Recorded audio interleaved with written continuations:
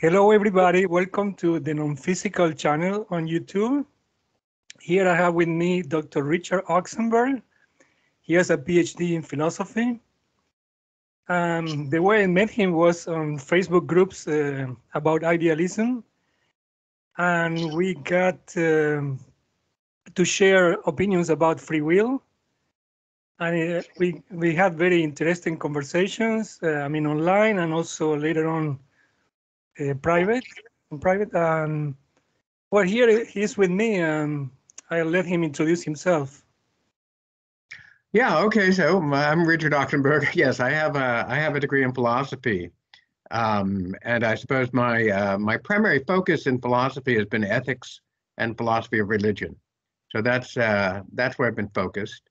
And I've been interested. I think that the way that we ended up getting in touch was that I started posting some Facebook posts on a group about idealism, in which I tried to present some arguments in favor of free will.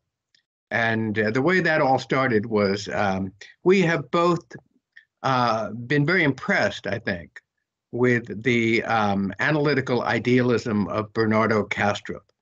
I certainly have read a number of his books at this point, listened to a number of his videos, and have been very impressed with his thinking. As a matter of fact, I have an article that got posted on his website, his Essentia Foundation website.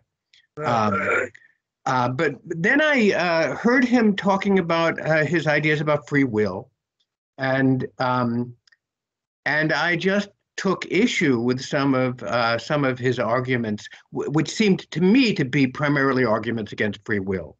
And once again, I want to sort of preface this by saying that I have tremendous respect for Kastrup. I've never personally met him, but I certainly have a great deal of respect for his thinking. And so this would be, a respectful disagreement, or perhaps I would want to present another way of looking at this whole question than he does. So, I think that the way Bernardo Kastrup presents it, and I just listened to one of his videos in which he expresses this.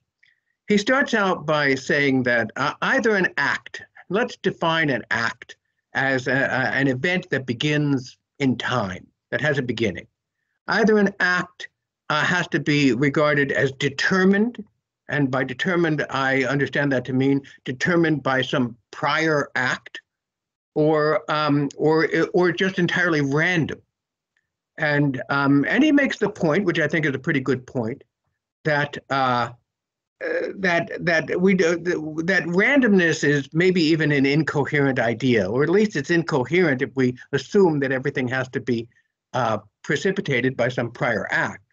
And certainly the universe, the world, and our own actions don't appear to us to be entirely random. So anyway, Kastrup begins by saying that either acts must be determined or they must be random. There can be no middle ground. There can be nothing else. And if there can be nothing else, and if acts are not random, then the only alternative we have left is determined. And then what he does is he kind of makes the point, which I think is true, that when we speak of free acts of free will, we don't really mean random acts. We mean acts that are determined by the person who is acting, right? That's what an act of free will is. And the way that Kastrup eventually comes to understand this is that so long as an act is in accordance with the thoughts and the desires and the feelings of the person who is acting, so long as, I think the way that he puts it is that so long as we identify with the thoughts and feelings that determine the act, if we identify with those thoughts and feelings, then we can call the act free, even though the act is actually determined by the thoughts and the feelings. And then he would go on to point out, I think, that an implication of his thought is that our thoughts are not produced by us. They are the result of prior actions that have acted upon our mind that precipitate these thoughts. Our feelings are not produced by us. Everything is produced by what he calls core subjectivity, which is beyond our individual selves.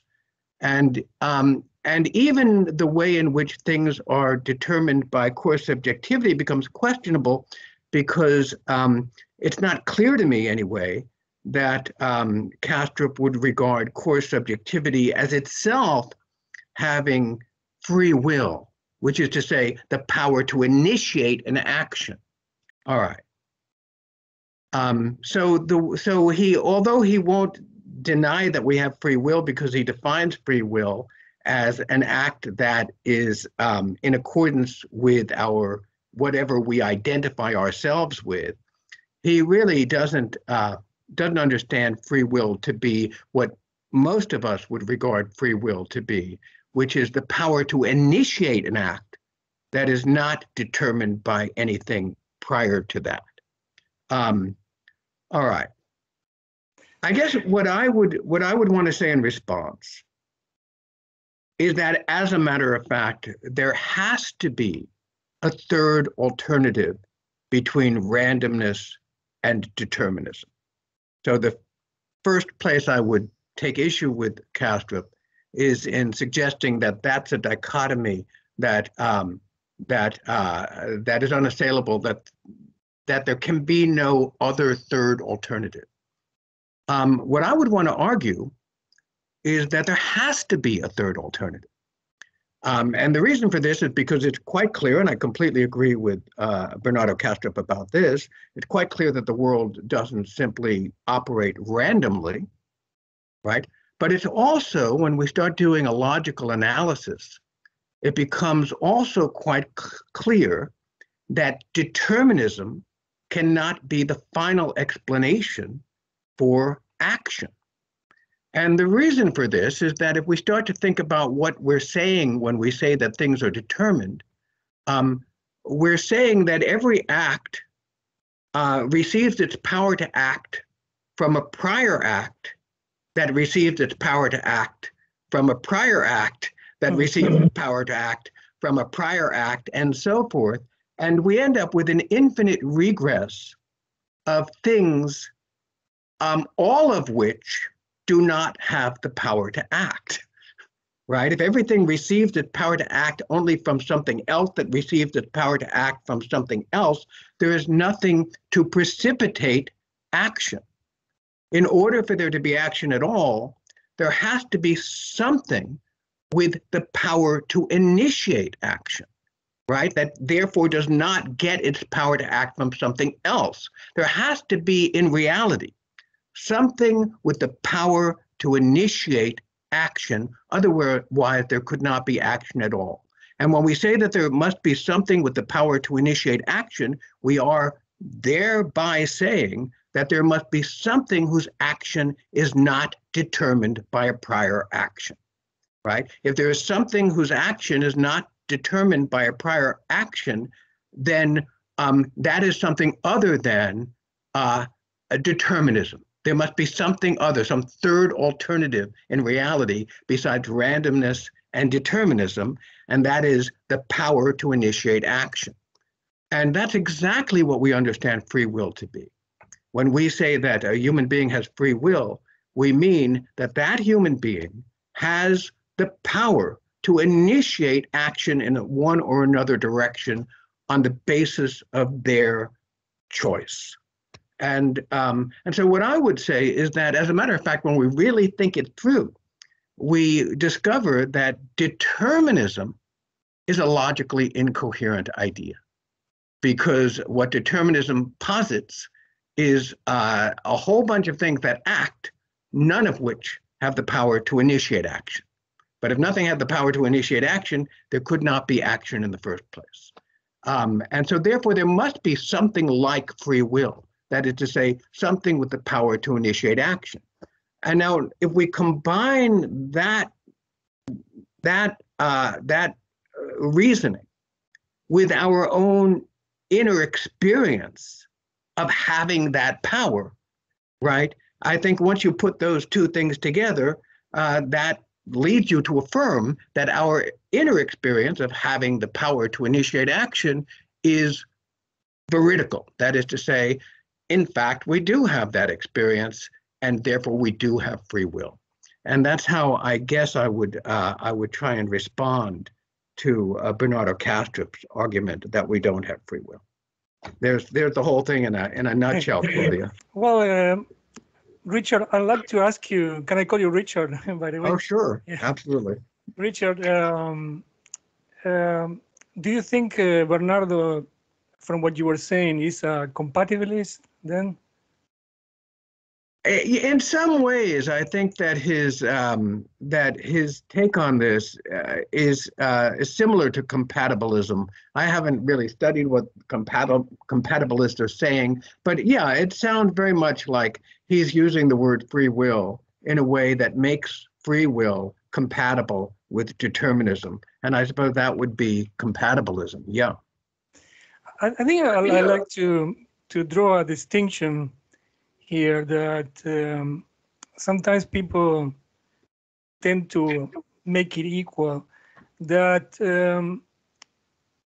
we can say, instead of saying we are determined to do something, I prefer to use the word like we are conditioned to do something or influenced to do something. Because, for example, I might be conditioned to, if I get something to eat, to go ahead and eat it because I'm hungry. But despite that influence, despite that condition, I can give, let's say, a cookie to my daughter because I want her to eat first. So I think that from what you were saying, according to Bernardo Kastrup, I couldn't have that alternative to choose otherwise, despite my influence. I think what Bernardo would say is that you are determined to act in accordance with your strongest desire. So if your desire to give your cookie to your child is stronger than your desire to eat the cookie yourself, so then you could choose to give the cookie to your child, but that doesn't mean that the choice is determined by you, really. It's determined by your desire, which ultimately is not determined by you. It's something you identify with, and that's, as long as it's something you identify with, then according to Kastrup, it's we can call it your free will, but it's not something that you produced. You did not produce the desire. And so as long as you're acting in accordance with your strongest desire, you don't really have free will in the sense in which I'm using the term. I would just say this one other thing. I do think we can speak of free will. It's not random. It is influenced. In other words, there are all kinds of influences that affect us. We have thoughts and we have feelings, and I think that in many respects we're not always, certainly with our feelings, we're not causing our fear. We're not deciding to have those particular feelings. Those feelings are something we're subject to. But I believe that there is this power of will, and we can observe our thoughts, we can observe our feelings, we can observe our circumstances, and on the basis of that, we are then in a position to make a choice about how we do it, what we do in response to the circumstances, and that choice is the initiation of an action. That power of initiation is not itself determined by something prior to it, but it is a response to our circumstances and to what we want. I don't agree with the justification of choosing from one desire to another desire, because I don't think they come from the same source, because the source for me to try to eat something might come because I'm hungry. It's a biological source. But the reason for me to give, let's say, a cookie to my daughter doesn't come from the same type of source, from a desire. It comes from morality, from other sources. So I think this is too much to try to defend that free will doesn't exist by giving some justifications of being some kind of deterministic process. And actually, with other examples, it doesn't work anyway. Because, for example, let's suppose I'm dancing. What is my desire? To move to the left, move to the right? I mean, is it a desire that I'm moving my left foot?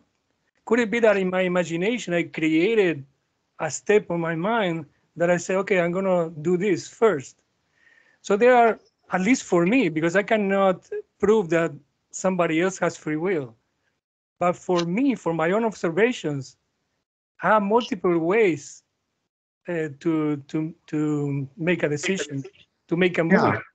I think it's a common experience that we're faced with choices. I mean, it happens frequently, you know, and I don't think you can simply say, well, we'll do whatever our strongest desire is. If that were the case, if we were just always determined to do whatever our strongest desire was, we would never feel burdened by the need to make a decision, right?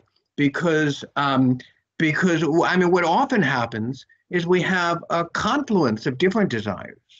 And, you know, well, I kind of would like that, but I would also like that. Maybe I'd like this, and maybe I'd like that other thing. And I'm not sure which one I should choose. All of a sudden, you find yourself having to make the choice. And you can postpone making the choice. You can say, well, I'm going to, you know, you can procrastinate. I know this from my own experience in life, right? I mean, you can say, I don't want to make the choice. You know, it's too much of a burden. So I'll procrastinate. I keep putting it off. But at some point, you feel yourself burdened with the responsibility of making a decision. And even the way that we express it in language, I think, is testimony to our own subjective experience of this. We say we are making the decision, right? In other words, the decision didn't exist until we make it. We have to engage in the act of making the decision. And only after that is the decision made. It is not simply the flowing of our desires. I think that sometimes people can just sort of go with the flow, you know, and just sort of say, I'm not going to make any decision. I'm just going to go with whatever my desires are telling me to do. And then they don't exercise the power of free will under those circumstances. I think that happens all the time. But I do think that just phenomenologically, when we reflect upon what we are doing when we have to make a choice, it becomes, to me anyway, pretty clear that we're not simply following whatever our desire happens to be. We have to make the choice. We have to decide. And you can feel terribly burdened by that. Some people, like you said, they don't want to decide. They don't want to make a decision. But some people are actually used to wait till somebody tells them what to do. Right. So in that case, the condition doesn't come from their own desires. It comes from an external source. Maybe we can say the environment, or some external condition that is imposed to us. And well, yeah, you know, the Christian philosopher Kierkegaard wrote a book called The Concept of Anxiety, in which he argues that freedom, our freedom, presents to us, makes us anxious, right? We have a sense of anxiety because of the responsibility that our freedom bestows upon us. And we're anxious about making the right decision, precisely because we're the ones who have to make it. And as a result of that, that anxiety can be very uncomfortable. And people can want to rid themselves of the anxiety of having to make a decision. And one way to do that is to give yourself over to some authoritarian figure, for instance, and let them make your decisions for you, or perhaps give yourself over to some dogmatic ritual, and let and then we don't have to make the decision because we let someone else make the decision. Yes. But in some sense, the very fact that we do that is, again, some evidence for our inner experience of being responsible for making decisions, right? In other words, it's an instance of the exception proving the rule. The fact that we want to rid ourselves of that responsibility is some indication that we feel that responsibility phenomenologically. And what I think about what Bernardo said regarding the two options and raising this, to me, a false dilemma that is either determined or is random. But I mean, I think it's actually because of our free will that we can imagine another alternative. And actually, I call that alternative free will because I can imagine the concept, even though some people say it's an incoherent concept. But I mean, before label it as incoherent, I think you have to justify why it may be incoherent. But anyway, that doesn't prohibit me to imagine that concept. And so I imagine the concept of an entity with free will. And to simplify the way I imagine it, I remove the randomness and I remove any conditions that you can have, anything that can bring determinism to it. So if I think about, for example, choosing between left or right, or choosing between a 0 and a 1 that don't mean anything, and even if they mean something, I can ignore the conditions for that. Like, for example, 1 is greater than 0, or 0 is lower than 1. I ignore that. Anyway, I can choose 2 letters or something else. I imagine the concept that I can entertain the choice between these 2 options, and that abstract entity that I imagine can also choose how many times to choose, when to choose. I mean, the spread of time to choose, let's say, between a 0 and a 1. I can choose for an hour, I can choose tomorrow for 5 days, I can choose next month for 5 months. So that's the concept. Okay, then I compare that concept of a free will decision, not influenced by any conditions, not random. I can compare it to what I can do. And I cannot notice any restrictions on myself compared to that concept. I can do exactly like that. I can be free. When do I choose between 0 and 1? I can choose any of the 2 for no reason. I can wait. I can close my eyes and wait till something appears. And even if 1 appears, I am aware that I can change it to a 0. Yeah. I think that according to Bernardo Kastrup, you might be aware of something, but you are not able to change it. Well, I mean, once again, I think that he would say that that's not that you're not able to change, because if you want to change, then your desire to change is what's going to precipitate the action to change.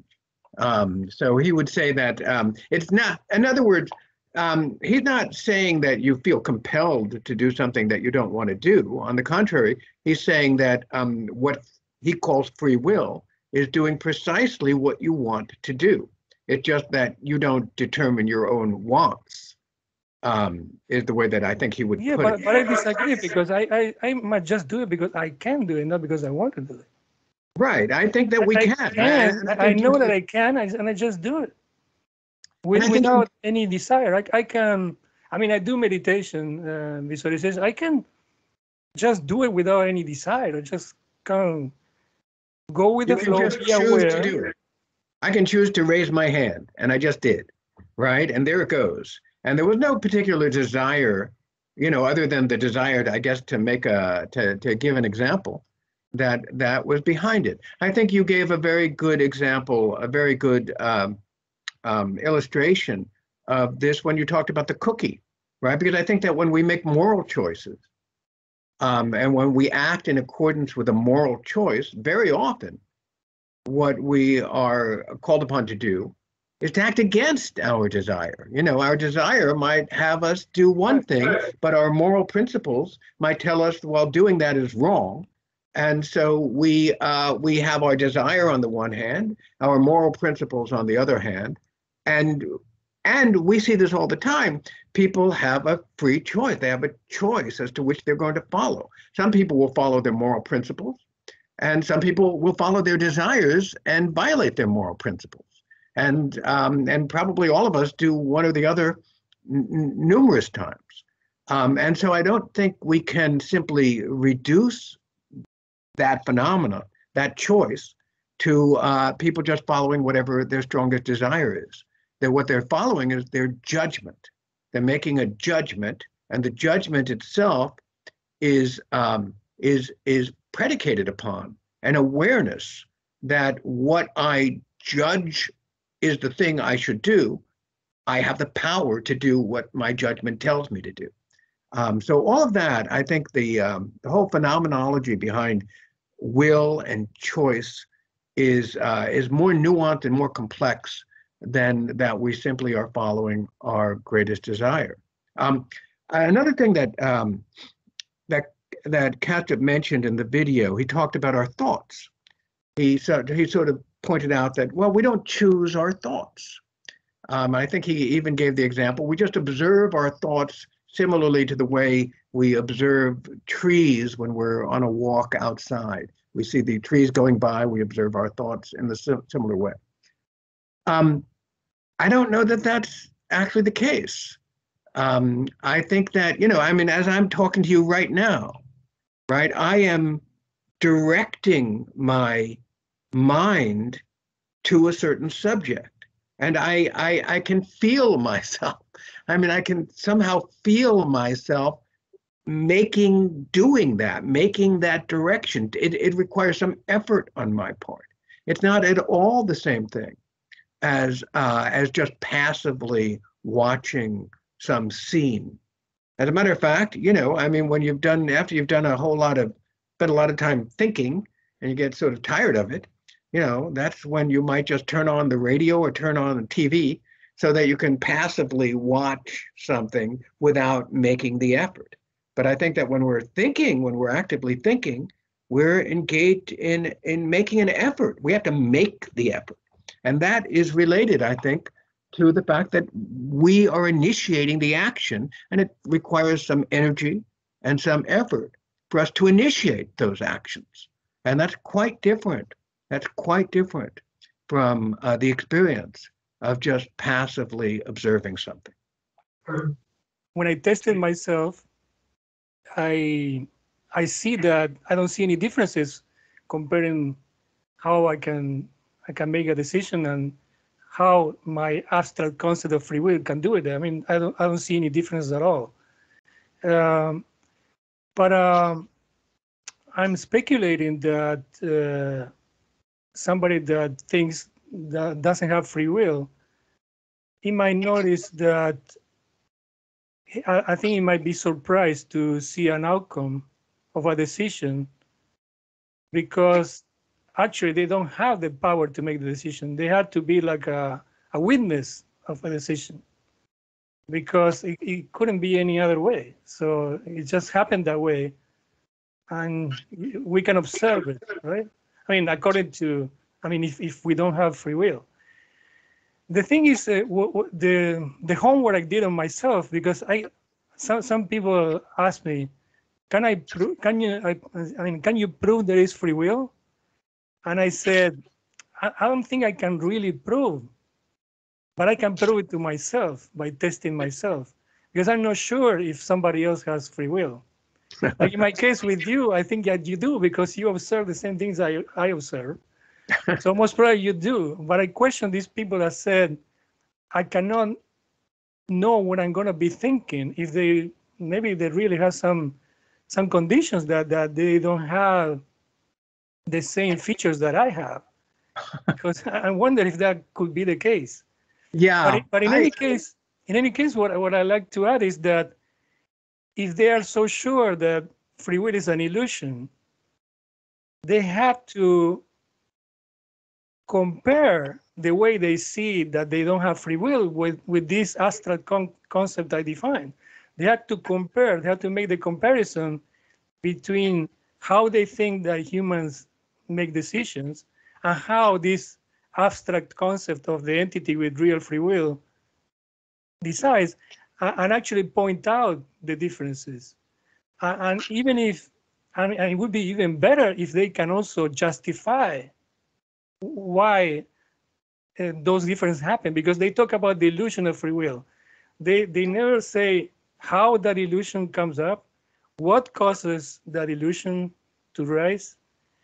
I mean, why that? I mean, they don't answer any of the questions of why, how, what causes this. well, I think you're making a very good point.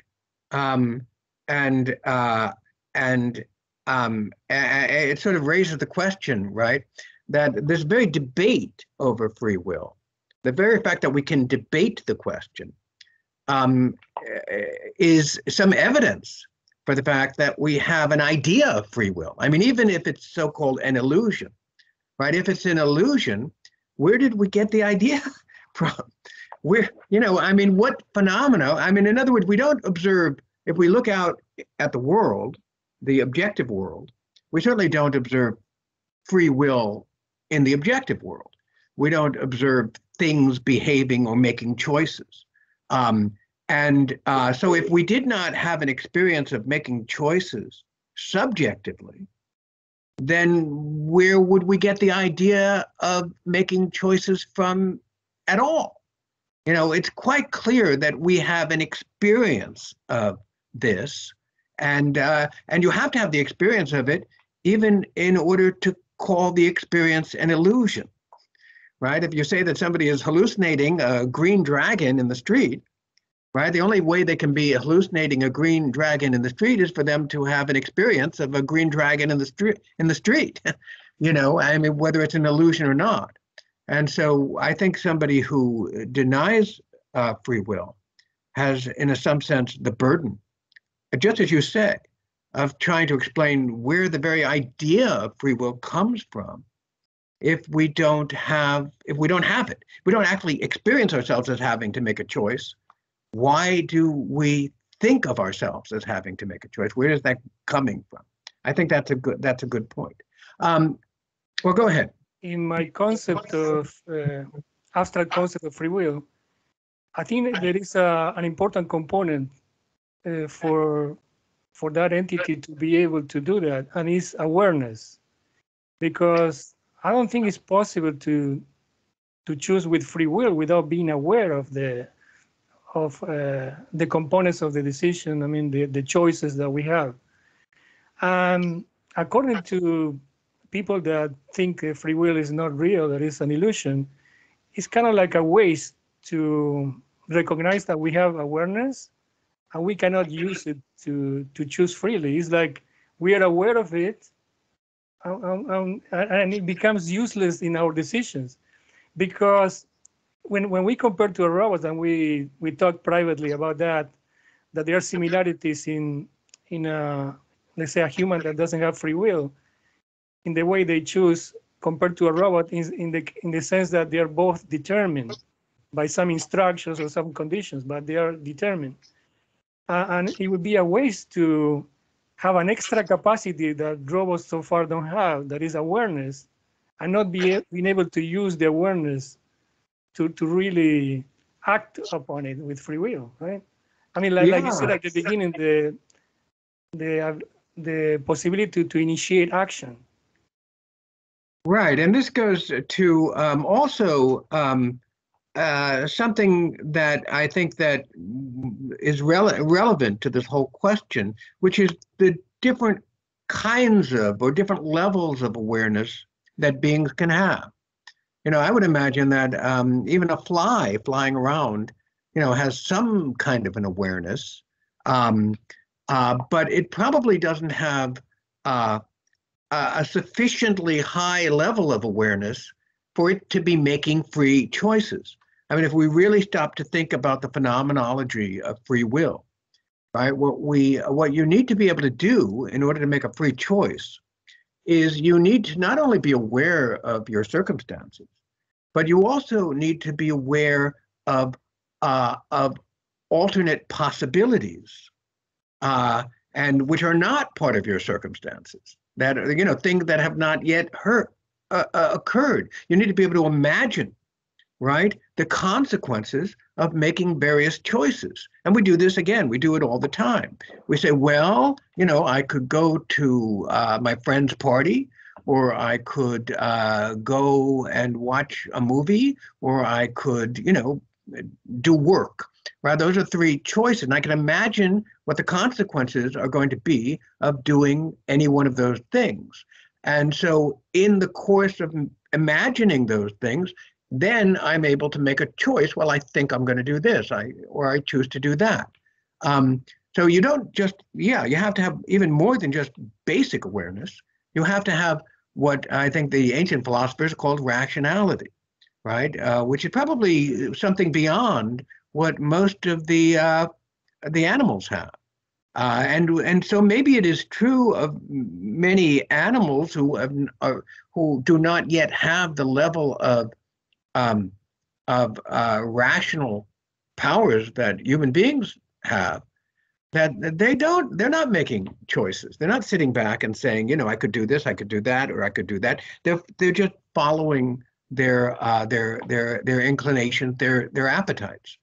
But at the level of human beings, we have rationality, and that rationality gives us the power of self-determination.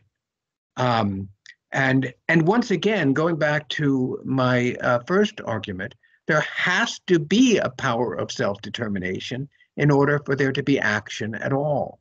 A world in which nothing is able to initiate action, nothing is able to determine itself in its action, that's a logically incoherent idea. I think they've done experiments on fruit flies regarding free will, and I think they discovered that they do have free will. And the way that I see it is that even though, they don't use the same type of process to make decisions like us, they, for example, I imagine a fruit fly flying, and it might be smelling oranges and apples, right? And actually you can do experiments maybe by having apples on the right and oranges on the left. And the fly might be aware that simultaneously there are different fruits, one on the left, one on the right. If there is some deterministic process, maybe you can expect that the fly would always tend to go to the apples, let's say. Or maybe because some conditions that those flies had previous conditions of tending to go to the apples. But if you see that they not always go to the apples, it might be because of the free will, that the fly is aware of the options, the option it has to go either to the apples or to the oranges. And sometimes it might want to change, that it's always go to the apples and it want to change to the oranges. Like myself, my favorite juice is grapefruit juice. But sometimes I like to do a variation. I like to get some apple juice or some orange juice, just to change, to not always have grapefruit juice. You can predict my behavior, because most of the times I'm going to choose grapefruit juice. I'm predictable, but still I can change my mind. That's an interesting, that's an interesting experiment with the fruit flies. Yeah, it would seem that if everything is always determined, then if you set, because if we think about it in terms of the way scientific experiments are done, right? We can predict, right? If we can set up the conditions, right, we can predict with more or less certainty what the outcome will be, right? In other words, we couldn't do that, technology wouldn't work. And so presumably if you create the exact same conditions, then the outcome should be exactly the same. And what you're saying, I guess, with the fruit flies is that we can set up the exact same conditions, and yet the outcome is going to be different because the fruit fly is somehow making something like a choice. That's interesting. I'd never heard of that experiment before. Well, you know what that would help to support, going back to Kastrup's notion of core subjectivity, or MAL, he calls it mind at large, right? Which is the primordial mind that everything is somehow a part of or an instance of. What we might posit is that this power to initiate action is an attribute of mind at large itself. It's just something that mind possesses. And maybe in order for it to be activated fully, mind has to reach a certain level of wholeness or something. But if it's something, if we posit that in order for there to be action, there has to be a power to initiate action, and that in order for there to be a power to initiate action, that power must be an attribute of what is fundamental to reality, mind at large, then what we would end up concluding is that mind itself has this power, and wherever we find mind, we're going to find some version of that power. Maybe it wouldn't take the form that it takes in a human being, but maybe it would take some other form. But that power is going to be expressing itself wherever there is mind. And of course, if we take an idealist point of view, then mind is everywhere. So that means that that power is somehow expressing itself everywhere. Yeah, there are other models that are similar to what you said. I talked to you in the past, but I'll mention it again. Tom Campbell, he wrote a trilogy and 3 books that are called My Big Toe. And toe stands for theory of everything. It is an idealistic model. It says that everything is consciousness. So in that sense, similar to Bernardo Kastrup's model, he calls, instead of calling it MAL, he calls it LCS. So different abbreviation. LCS comes from large consciousness system. So it's kind of like similar, mind consciousness. He says that consciousness has the 2 fundamental principles, and one is free will. Is a feature of consciousness, free will, metacognition also, and it can evolve. So basically it can change and become more complex. And in his model, what consciousness did at the beginning, it was a unified thing.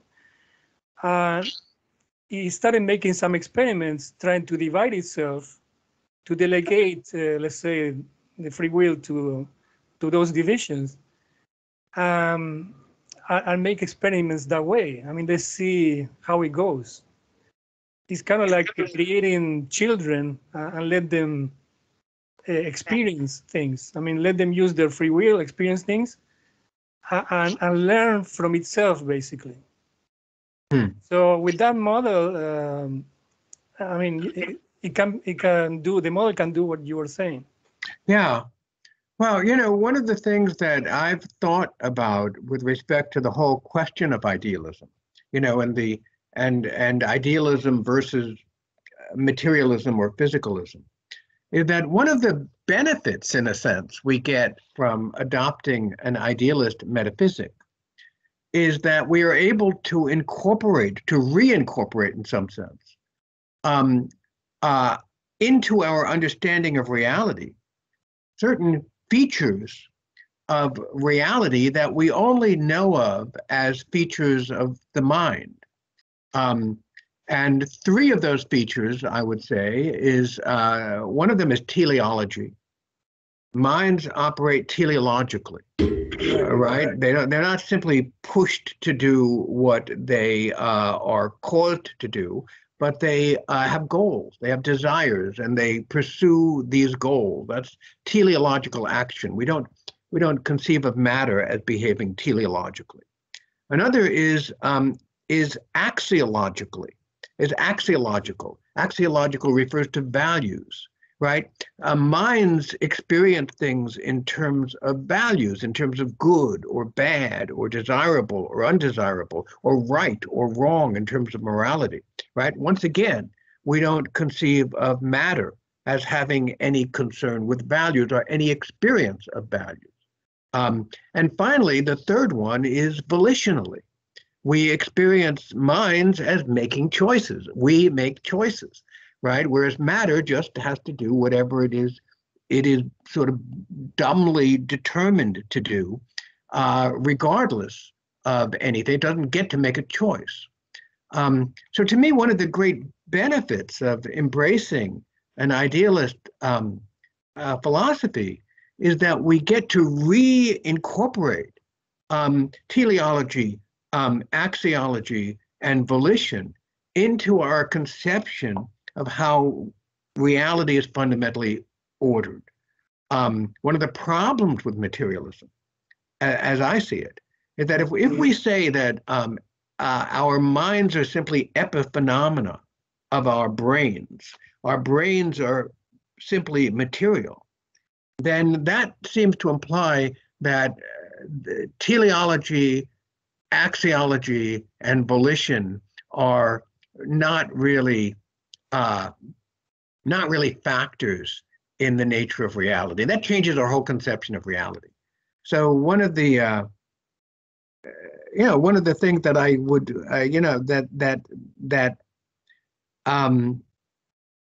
that I think we gain from moving from a physicalist to an idealist metaphysic is precisely the ability to affirm such things as volition, and that's why I'd like to see Bernardo Kastrup shift in that particular position. I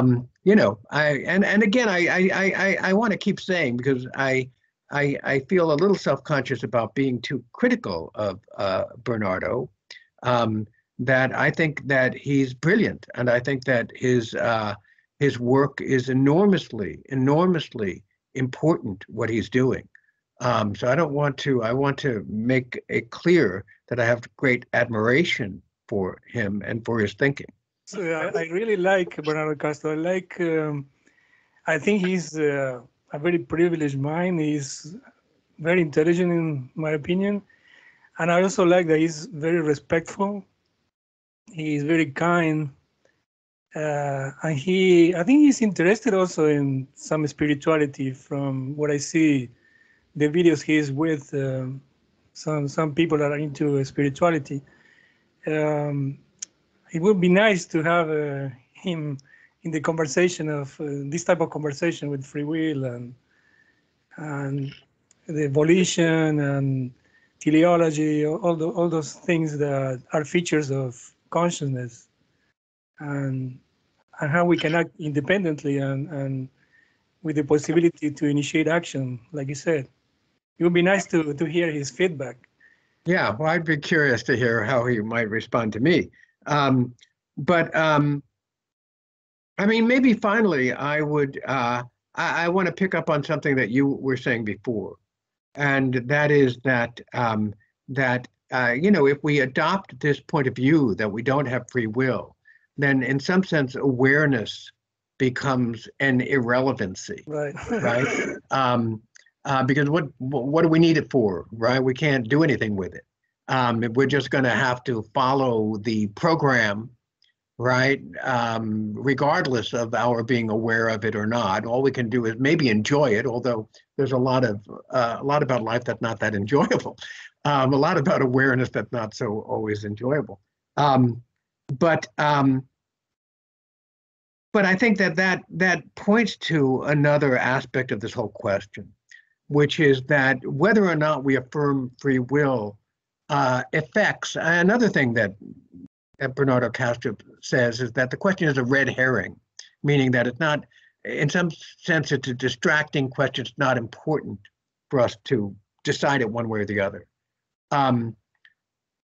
Again, I would take issue with that because I think that how we conceive of ourselves, how we conceive of the meaning of life, right, is affected by whether or not we actually believe we have free will, right? How we conceive of whether people have moral responsibility, how we conceive of whether or not somebody's actions are truly attributable to them, then they have the responsibility. If we conclude that people don't have free will,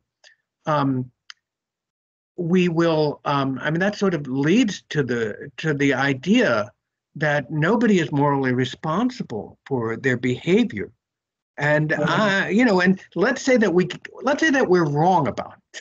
Let's say that we conclude that people don't have free will, but we're actually wrong about it. I think that by perpetuating this this idea that people don't have free will, that might allow a lot of people to kind of let themselves off the moral hook and feel that, well, I don't have to worry too much about doing things that are morally reprehensible because after all, it's not me who's doing it, right? So I think that it has moral implications, right? The rejection of the idea of free will has moral implications for how we will live. And I also think that there's an idea which certain people believe, and that is that one of the great challenges of life is to make oneself into the best person one can make oneself into. And if we don't have the power to make ourselves anything, if we are strictly determined by our prior circumstances, then once again we will no longer conceive ourselves as people who are tasked with determining ourselves in the most positive way.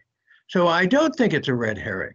I think that whether or not we reject or affirm the idea of free will will have an effect on the way we conceive of ourselves, the way we conceive of our lives, the way we conceive of our moral responsibilities, and the way we conceive of our existential and spiritual possibilities. So I do think it actually makes something of a difference. Yeah, and I want to add that in spirituality, the concept of making progress is fundamental. It's very clear that we are here for a reason. We are here to try to become better. And I also experienced that in dreams. I remember most of my dreams every day. And dreams, most of the times, are training against fear, in my case. Some challenges, some what would I do in some situations. So it doesn't seem to be that there's no purpose on dreams. And I don't think the brain is such a machine so magical that I can create those trains to myself. And it's kind of like like a paradox, because if myself is really my brain is creating something to train myself. It sounds like a little crazy. Another concept I want to add that Seth is an entity channeled by Jane Roberts in the end of 1960s and 1970s. He has similar concepts to also Tom Campbell, that this physical universe is a virtual reality. In the case of Seth, he doesn't use the word virtual reality, because if you think about it, he was in like 1970, let's say, the movie The Matrix came in 1999, I think. So the concept wasn't that popular. So he talked about camouflage. Mm-hmm. But it's another other concepts from, I think, from Buddhism, the illusion, the Maya. They point to the possibility of virtual realities, and I also think that dreams look like virtual realities too. I mean, they are smaller, they are more personal, but and that's a question I would like to ask Bernardo Castro. How much he can think of the possibility of being in a virtual reality, of virtual realities to be something that MAL can generate and use for the evolution of consciousness. Well, I think that he talks about, he's got his notion of the dashboard, right? That our ordinary experience is not a direct experience of reality as it is in itself. It's more like a pilot looking at a dashboard that of instruments that give the pilot information about what's going on in reality in itself, but the dashboard doesn't actually look anything like what reality actually is. So I suppose that might be similar to the idea of virtual reality.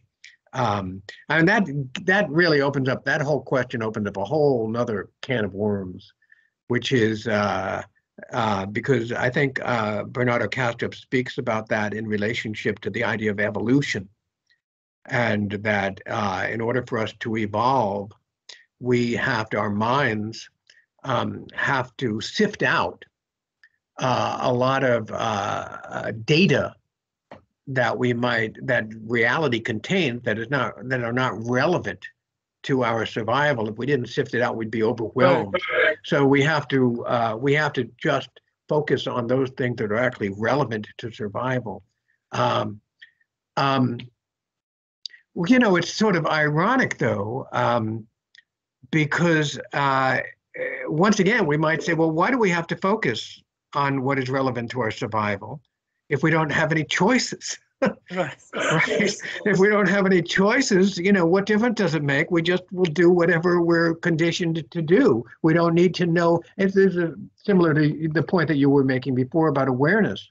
We don't have any choices, then we don't need the dashboard, because the only reason a pilot has to look at the instruments on the dashboard is because the pilot has to make choices about how to steer the plane. And if the pilot is not, in fact, making choices about how to steer the plane, then what need would the pilot have of the instrument on the dashboard?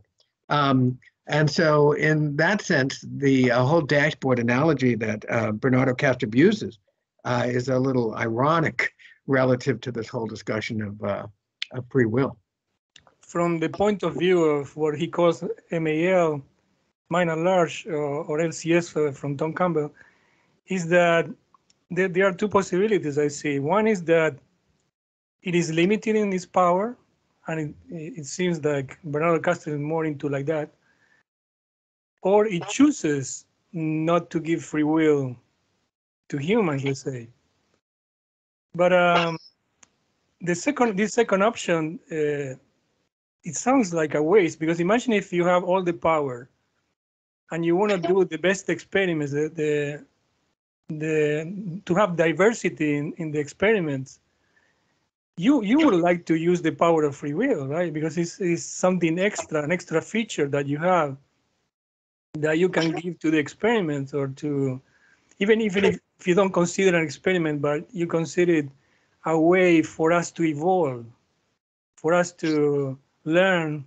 I mean, give us the same features that he had. This large consciousness had at the beginning. He wants, or it wants to us to go through the same similar process, to go through the learning and go through similar process as it did, as the large consciousness system did. And actually, that's a typical feeling a typical thoughts that we have, that when we learn something important, we tend to share it. Mm-hmm. If I found something useful, I like to tell somebody else, okay, I did this, it worked well for me, you should try the same thing. So I imagine that a higher power would like to act that way, not to say, no, I want to limit these beings not to have free will. And also, another problem is that without free will, it is more difficult. I mean, from a higher power point of view, it's more difficult to create virtual realities or simulations without free will. And another evidence against that from nature is that nature, the physical universe, is very complex. It doesn't seem to be designed just to have the minimum requirements for beings, but it's just complex for the sake of being complex. It's kind of like, it looks like a piece of art. It looks like somebody created something complex, and not only complex, also beautiful. Because when you play with art and with digital art especially, you find out that mathematics creates very beautiful art by itself, by the features, especially the features of waves, because the waves can give you these patterns. And actually, the patterns you see, like beautiful, for example, when you see a bottle with water, and you put lights of different colors reflecting on the water inside, and it gives very beautiful gradients. I think it's designed as a work of art, very complex. I mean, to show the power of the intelligence and the beauty of it, not just something for beings to live and that's it. Yeah. Well, yeah. That's my view. view. Interesting. So you're saying that that the way you envision MAL or whatever is ultimate, it is making choices to have the reality be the way that it is. Am I getting that right? Yeah. Yeah. So I'm more in line with the model from Tom Campbell, MBT, and the talks from Seth, especially his book called The Eternal Validity of the Soul. I think that's probably his best book. There might be another one that's good, but as far as I know, that's the best I read so far. That's the Jane Roberts yes. book, The Channeling of Seth. Yeah, I know of it a little bit. We could get into a whole other discussion about that, but maybe we should save that for another time. Sure. I think we are okay now. So I was glad to have this conversation with you. Very interesting. I think we keep learning. I mean, at least from my end, I keep learning from you and adding extra thoughts to myself from your opinions. And it's very comforting, very exciting. Well, thanks, Claudio, for setting this whole thing up. I think it's great. I've enjoyed doing it with you very much. So have a great day. Have a good one. Okay. Yeah. Take care. Bye.